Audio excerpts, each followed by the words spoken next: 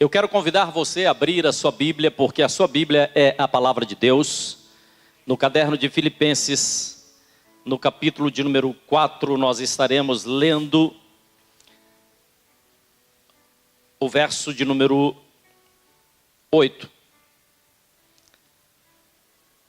O apóstolo Paulo estava escrevendo aos Filipenses, e ele diz assim: concluindo, caros irmãos, absolutamente, diga comigo, absolutamente, tudo que for verdadeiro, tudo que for honesto, tudo que for justo, tudo que for puro, tudo que for amável, tudo que for de boa fama, se houver algo de excelente ou digno de louvor, nisso pensai. Quando você se dispõe a ouvir a palavra de Deus, vindo à igreja, ou ouvindo a mensagem, essa mensagem que você está se dispondo a ouvir agora, nós precisamos saber como é que está o nosso coração. Nós não estamos aqui porque achamos as pessoas bonitas, muito embora aqui tenha muitas pessoas bonitas.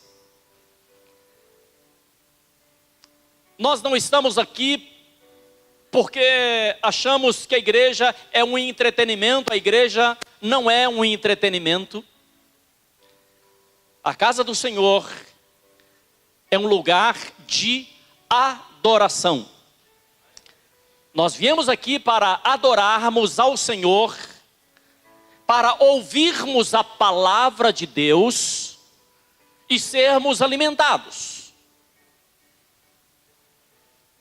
Assim como você precisa se alimentar todos os dias, o seu corpo, porque senão você vai ficar muito fraco, vai adoecer, você precisa também alimentar o seu espírito.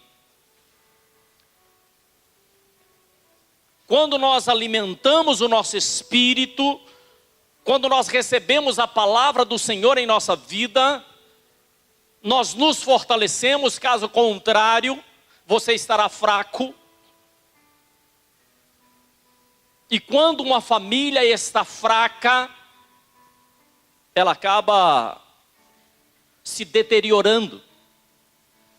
Isso acontece em relação a uma família, em relação a uma empresa, em relação a uma nação. As maiores lutas não vêm de fora, mas as maiores lutas é de dentro. Muitas nações perderam batalhas porque estavam divididas, estavam em discordância. Isso também tem acontecido com muitas famílias divididas, que as pessoas já não falam mais, mas as pessoas estão ocupadas nas redes sociais e têm perdido esse laço, esse vínculo tão precioso. Eu gostaria que você entendesse uma coisa. Aprenda ou dedique mais o seu tempo, a sua vida, o seu amor para com a sua família. Ame mais o seu filho. Às vezes nós somos severos demais para com os nossos filhos. Eu não estou dizendo que você não tenha que colocar limite nos seus filhos. Não é isso. Mas aprenda a amar os seus filhos, a sua esposa, o seu esposo, mesmo quando, ou principalmente quando esses fracassam. Quando uma pessoa fracassa e é cobrada e é taxada, ela sofre duas vezes e dificilmente ela vai se levantar. Mas quando uma pessoa fracassa, quando o seu filho tira uma nota ruim na escola, quando comete uma falha, quando acontece algo que você não agradou, repreenda, mas ame, abrace, diga que você está do lado, diga o quanto ele é importante para você. E se nós fizermos isso, nós estaremos entendendo que nós temos um Deus que, apesar de tudo que fazemos, de tudo que nós vivemos, nós temos um Deus que nos ama profundamente, e esse Deus enviou o seu Filho unigênito para morrer na cruz no nosso lugar. Então nós temos um Deus que nos ama. Se temos um Deus que nos ama, nós precisamos também amar as pessoas. Uma certa feita, uma mulher condenada à morte porque foi flagrada em ato de adultério, ela foi levada à presença do Senhor Jesus. E depois de uma conversa, de um diálogo, você conhece a história, Jesus diz assim: vá e não peque mais. Eu imagino que Jesus falou de forma amorosa: vá e não peque mais. Um romano, um centurião, ou seja, um militar, um soldado romano, chegou ao Senhor Jesus e clamou a Jesus que curasse o seu servo. Aquele centurião realmente, ele amava o seu servo. E quando nós amamos as pessoas, isso faz toda a diferença na nossa vida.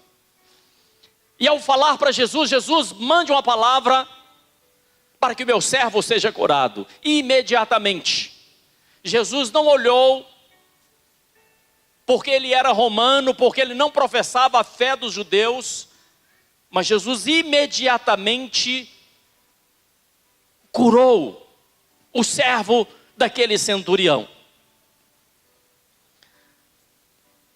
Eu gostaria que você entendesse, querido,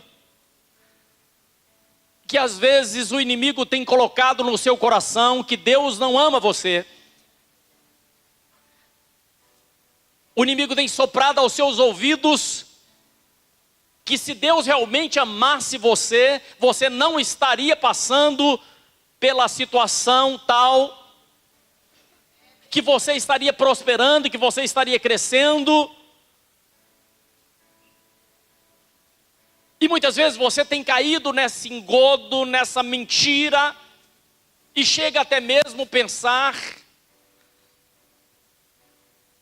que Deus não te ama. Mas eu quero dizer a você exatamente o contrário, que você é precioso, que você, minha irmã amada, é preciosa aos olhos de Deus. Por isso, algumas coisas nós precisamos entender. Nós somos seres pensantes, ou seja, o tempo todo nós estamos pensando, estamos analisando, e no decorrer da nossa história, nós começamos a pensar de forma equivocada, de forma errada, e nós perdemos, ou deixamos de pensar a respeito, ou alinhar os nossos pensamentos com a palavra de Deus.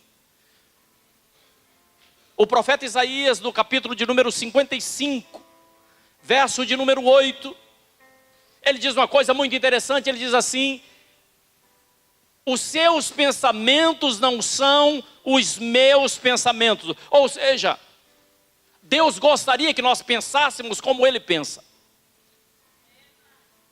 Mas os nossos pensamentos não têm sido os pensamentos de Deus, mas poderão sê-lo. Isso vai fazer a diferença na sua vida. Isso vai mudar radicalmente a sua vida quando você começar a pensar como Deus pensa. Imagine você, se você tiver de fazer uma construção, edificar uma casa, e você tem um terreno, e esse terreno é a sua vida, e e você precisa fazer uma casa nova, você tem a convicção que precisa construir uma casa nova. Mas naquele terreno tem entulhos, tem ruínas de coisas antigas, que foram colocadas ali no decorrer de muitos e muitos anos, e você não concorda mais em continuar com aquelas ruínas, mas você quer uma coisa nova para a sua vida. Eu gostaria que você soubesse que Deus é um Deus de novidades. Deus tem coisas novas para você. Eu não sei se você está ouvindo a minha voz. Eu estou dizendo que para você construir algo novo, vai ter que fazer uma terraplanagem, vai ter que tirar entulhos, vai ter que tirar lixo, sujeiras. É exatamente o que ocorre em nossas vidas. Sentimentos ruins, dores, sofrimentos, e alguns até mesmo perderam a alegria em viver. Entenda uma coisa, por favor. 2 Coríntios, capítulo de número 10, verso 3, diz assim, 2 Coríntios 10, 3 diz assim: porquanto, embora vivemos como seres humanos, não lutamos segundo os padrões desse mundo. Pois as armas da nossa guerra, aquilo que você está vivendo hoje, as batalhas que você tem vivido hoje, não são terrenas, mas poderosas em Deus para destruir fortalezas. Fortaleza normalmente são muralhas de pedra. Fortalezas são lugares reforçados. E é exatamente o que nós temos na nossa mente. Fortalezas, muralhas. E elas precisam ser destruídas, precisam ser quebradas, precisam ser rompidas. Eu não sei se você já conversou com alguém que disse assim: olha, eu tenho um vício, mas eu não consigo vencer esse vício. Eu tenho um problema, mas eu não consigo superar esse problema. Por quê? São fortalezas que se criaram no decorrer da vida, desde a infância. E quando você começa a pensar, parece que essas fortalezas estão ainda mais se fortalecendo. Como é que nós vencemos essas fortalezas? Diz aí, o verso de número 5 diz assim: nós precisamos destruir fortaleza. Verso de número 4, verso 5 diz assim: destruindo vãs filosofias, ou seja, coisas que não vai te levar a lugar nenhum. Eu não sei se estou sendo claro. A palavra está dizendo que tem coisas na sua vida que não vai te levar a lugar nenhum.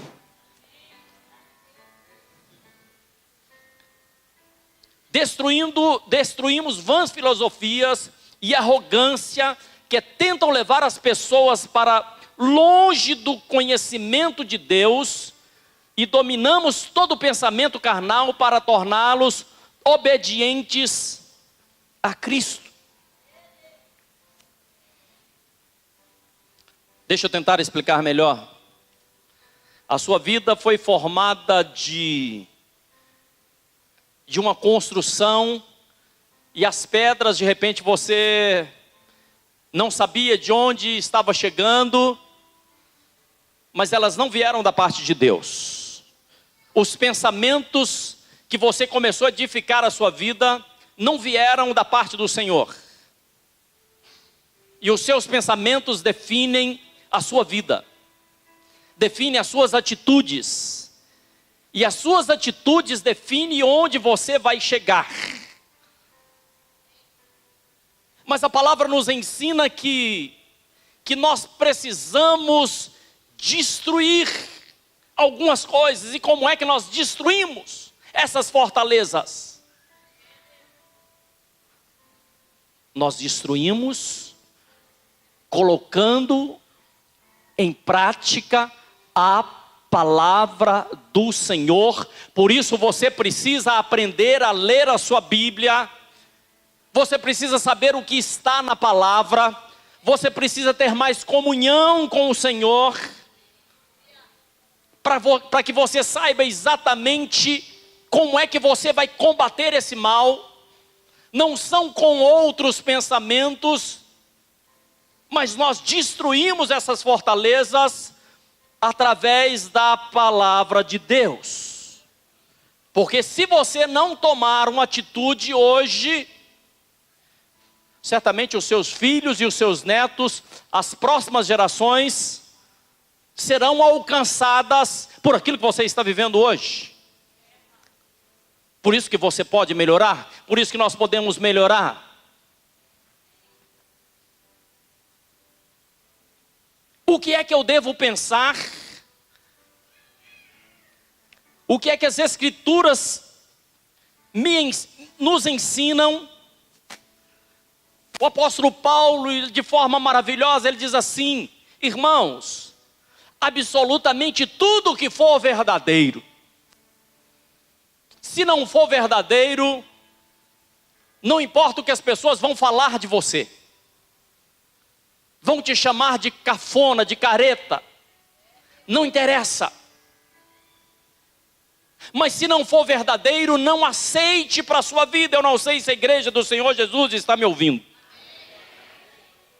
Tudo que for honesto é honesto. Qual é a procedência? De onde veio? Não leve maldição para sua casa. Se tem algo que não é honesto, não dê legalidade ao inimigo. Tudo o que for justo, se não tem justiça, não vem da parte de Deus. Mas quando você age com justiça, diz as Escrituras em 3 lugares diferentes: mas o justo viverá pela fé. Diga comigo: o justo viverá pela fé. Se você age em justiça, com justiça, você vai viver pela fé. Diz a palavra: tudo que for puro, tudo que for amável, tudo que for de boa fama, nisto pensai. O que é que tem entrado na sua mente? O que é que você permite que entre no seu coração? Durante todo o dia nós somos bombardeados com coisas que não são honestas, que não são justas, que não são puras, que não são de boa fama. Volta e meia nós recebemos pelo WhatsApp mensagens de pessoas que se dizem cristãs, mas são mensagens que vão totalmente contra a palavra de Deus, porque na verdade vai estar poluindo, vai estar manchando, vai te trazer pensamentos ruins. E eu não posso ir contra a palavra de Deus. Volta e meia eu dou puxão de orelha em algumas pessoas. Eu digo assim: o que você está postando não é da parte do Senhor. Existem coisas que não vêm da parte de Deus. Se não vem da parte de Deus, vem do diabo. Não tem um meio termo. Então precisamos aprender a selecionar o que é que nós estamos ouvindo, no que é que nós estamos pensando,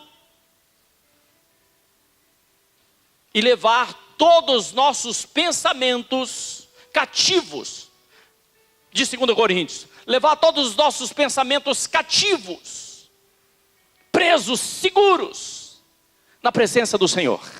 Por quê? Porque um dia Deus enviou o seu Filho Jesus, e Jesus é todo pureza, Jesus é todo bondade, Jesus é todo amor. E nós andamos no pecado, na corrupção, na angústia, na tristeza. E eu gostaria que você soubesse que no Antigo Testamento, eles pegavam um cordeirinho sem mancha, sem nenhuma mácula, e apresentavam esse cordeirinho como um sacrifício a Deus. Depois eles queimavam aquele animalzinho morto, para que a fumaça subisse até o Senhor, e a pessoa que apresentava aquele sacrifício, ele cria firmemente de que aquele animal puro fazia com que ele se tornasse puro. E as suas impurezas estavam sendo queimadas naquele animal.